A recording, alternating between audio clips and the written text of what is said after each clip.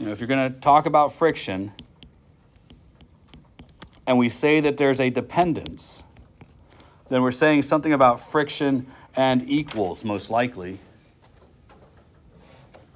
Well, I already said that there's a direct proportion between friction and normal force. A direct proportion means that something times n. Right? That would make it a direct proportion. If I double n, I double the friction. But there's the part here that is the proportionality constant. Some years I just ignore it for a while and just talk about a percentage. That friction is a percentage of the normal force, because you guys know things about percents. But there is a term here that's used to talk about the types of surfaces in contact, and it's called the coefficient of friction.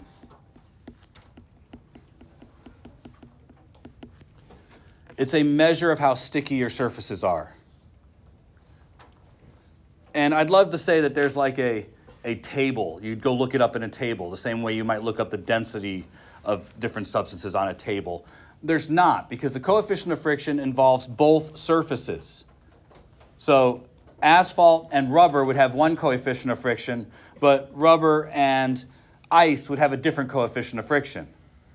But at the same time, if you're wearing shoes, which usually have some kind of different kind of material than rubber, that'd be a whole different thing when you walk on the sidewalk versus walking on the street. It involves both surfaces. So we just call it the coefficient of friction. It is generally a number between 0 and 1. You don't usually get more friction than you have normal force. It's a part or a portion of normal force. So that's why percentage tended to work good there, because percents are between 0 and 1. Also, what could fill that place could be some measurement that's like a sine or a cosine, because that's also a number between 0 and 1.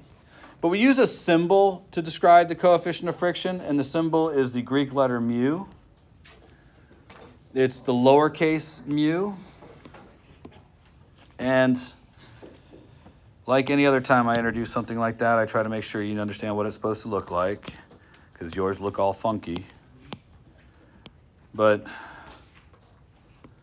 if I wanted you to kind of know, P, G, N, U, I write it like that. And somehow the peanut gallery over here thinks this is funny. But I've long since decided I don't care what they find funny. I don't find the same things funny. So generally that's what it'll look like when I write it. It should be like a U with a little bit of flair. There's the typed version where usually the hanging down part's just a straight line. So, but ultimately you're looking at something that looks like that. When you write it, it should go to the mid part of a letter. Right? It shouldn't go above that little dotted line there. So when I see it in your work, that's what I'm looking for. When talking about kinetic friction, for example, we would usually put a small k next to the frictional force to indicate we're talking about kinetic friction, and we'd say mu k, referring to the coefficient of kinetic friction. You see, when it comes to friction, there's kinetic and static. And for the same two materials, there's usually two different coefficients. There's the coefficient of kinetic friction and the coefficient of static friction. For most materials, the coefficient of static friction is greater than the coefficient of kinetic friction, meaning it'll likely take more force to start something moving than it will to maintain its motion, because you have to overcome the static friction first. So for the most part, static friction will be greater than kinetic friction. But still, we use mu s for static and mu k for kinetic. Now, the expression for kinetic friction is a direct proportion, as written here, because we know that it is a constant. Once you have broken static friction, the amount of friction that you have will be a constant value. But static friction isn't like that. Static friction, we know, is a value that reacts. It's a reactive friction, which means it can be 0 and it can go up to some maximum value. What is a mathematical way of expressing something that can start at 0 and go up to some maximum value? A what? No, we wouldn't use a bracket for this. There's actually an equivalence function. Inequality, that's it. So we'll use an inequality here. An inequality suggests that the static frictional force can be less than or go up to some maximum. And the maximum is mu s times the normal force. So kinetic, static.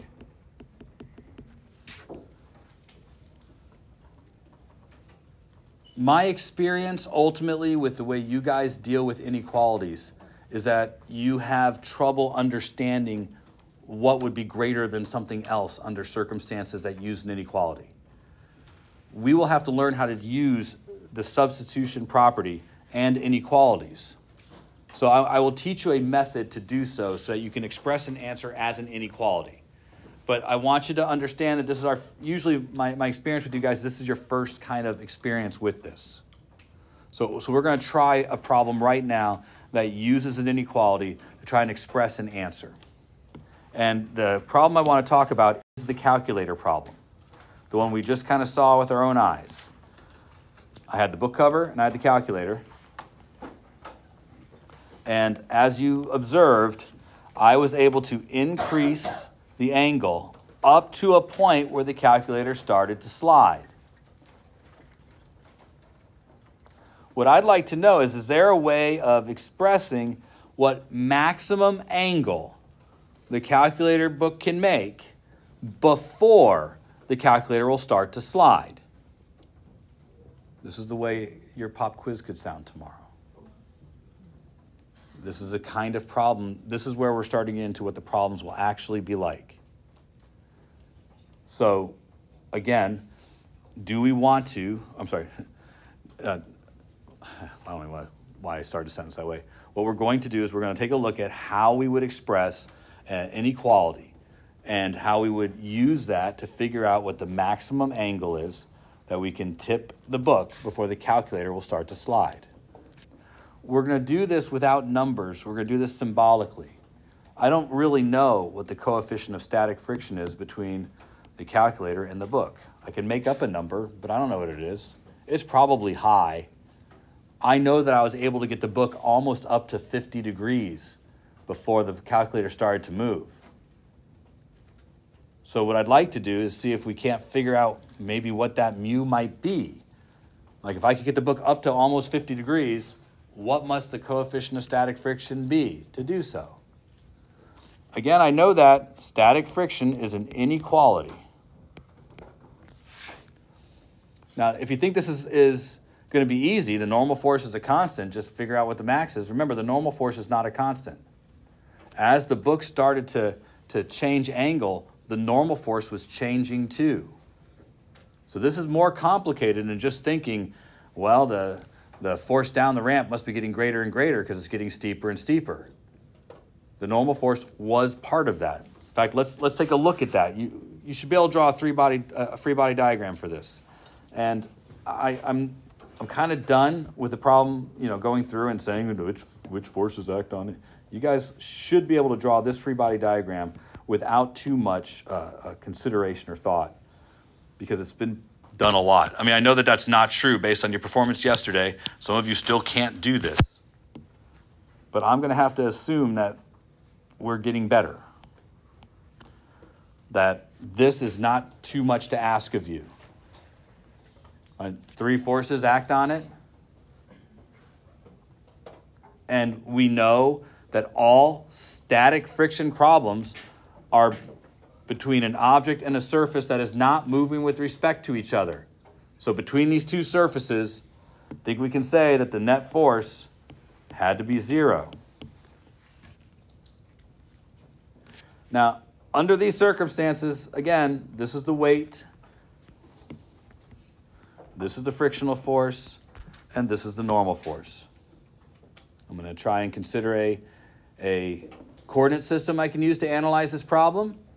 I know that it's a net force is 0 problem, but I still think that the best coordinate system that I could use would be one that's lined up with the ramp, because that would also make it lined up with both the friction and normal force. And I also believe that I should be able to break up my weight into components. But those components, both of them, are related to whatever the angle the ramp made, which right now I'm using as a placeholder, theta.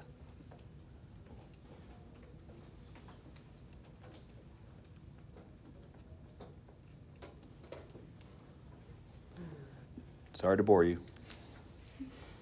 Looking at the triangle there, weight sine theta, weight cosine theta. Fill in my values for that. Recognize that the net force in the x direction will equal 0, and the net force in the y direction will equal 0. I'm going to go ahead and label this the positive x direction, and this the negative x direction, and this the positive y direction, and this the negative y direction. And if you don't know why I'm doing those things, well, then prepare to fail tomorrow's quiz again. And let's see, in the x direction, I'm going to have weight sine theta minus friction equals 0. And in the y direction, I'm going to have normal minus weight cosine theta equals 0. Now, anything here we haven't talked about? Now, this set of steps just led us to have these things. And we know we're dealing with static friction. My question to you is there a way for us to use this to figure out what the coefficient of static friction is when we knew the maximum angle was around 50 degrees? Now, before you walk out of here, I would encourage you to try something at home. We want to preserve the inequality. And the inequality is trapped in this relationship.